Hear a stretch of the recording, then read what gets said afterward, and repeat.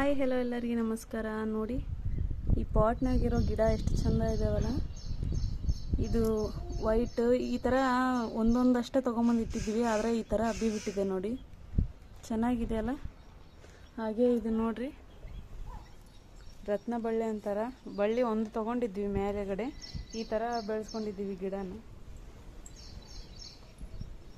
ನೋಡಿ ಇಲ್ಲೊಂದಿದೆ.